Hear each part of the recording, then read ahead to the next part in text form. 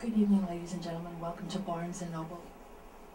I'm pleased to present Ruth R. Wisse, Martin Peretz Professor of Yiddish Literature and Professor of Comparative Literature at Harvard University. A longtime teacher of Yiddish literature, she was first to offer courses at McGill University and helped in the foundation of the Department of Jewish Studies there. Ladies and gentlemen, please welcome Ruth R. Wisse.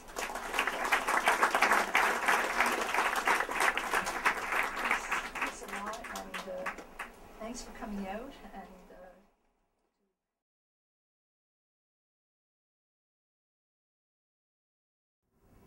Well, I wrote this book to answer for myself as well as for other people the question that's been gnawing at me for most of my life, and that has been disturbing a lot of other people as well, and that is to try to account for the extraordinary history of the Jews. The Jews seem to succeed in many, many areas of life, and yet politically they've had a disastrous history. They are the targets of rulers, of regimes over centuries, and never seem to be able to get out of this predicament, including in the modern period. So this seemed to me to require some kind of analysis, and that's what I attempted to do in the book.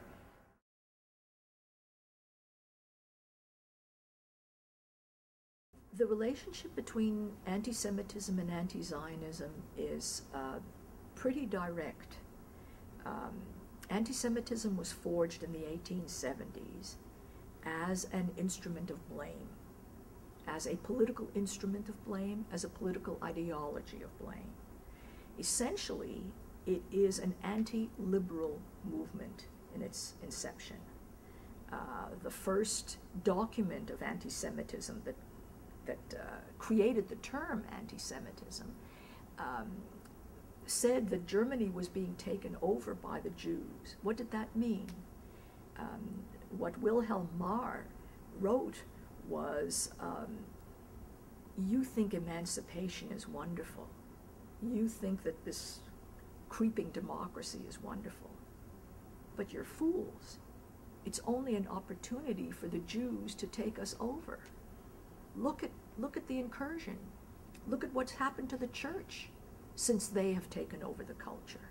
Look at what's happened to the family since they have begun to impose their corrupting values.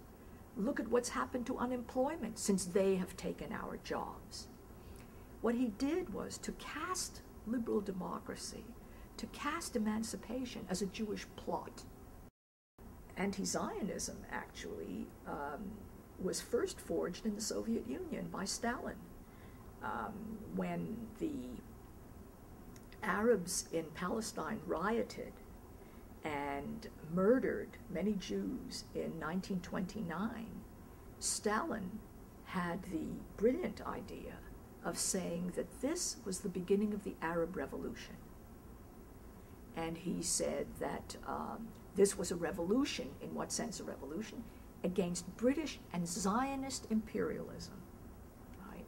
So there you have this wonderful now, new, potent weapon of anti-Semitism, namely the organization of politics against the Jews, not against the Jews in Europe, but against Zionism for its incursion into the Middle East.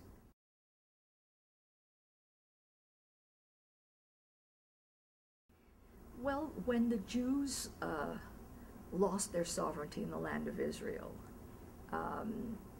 because of the construction of the Jewish way of life, because of the nature of the Jewish religion, and because of the nature of Jewish religious civilization, Jews were able to live outside the land of Israel. And they lived in the diaspora through what I call a politics of accommodation. Accommodation not in any pejorative sense. Accommodation is simply accommodating to whatever was required of them in place after place. Now, this strategy worked very well up to a point. Jews were brilliant at accommodating themselves in place after place. But since built into their situation was the fact that they had no independent means of self-protection, sooner or later, whoever it was who was protecting them, the ruler, the ruling class, would either tire of it or find themselves under attack and find it necessary to, as it were, sacrifice the Jews to the attackers, or find it profitable to attack the Jews.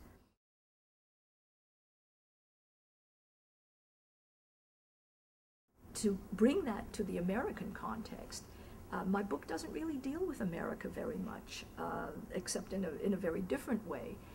And that's because America is a true constitutional democracy. And it is my understanding of this political situation that real democracies can never resort to anti-Semitism, because anti-Semitism is a politics of blame.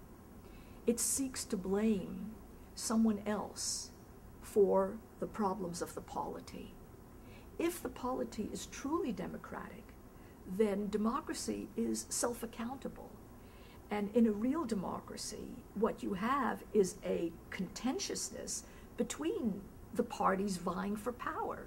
So you have Democrats saying to Republicans, you're responsible. You have Republicans saying, you're responsible. I mean, you have a politics of blame, but it's a politics of blame within the polity where collectively, at the end of the day, everyone knows that it's our problem collectively and it's ours to solve.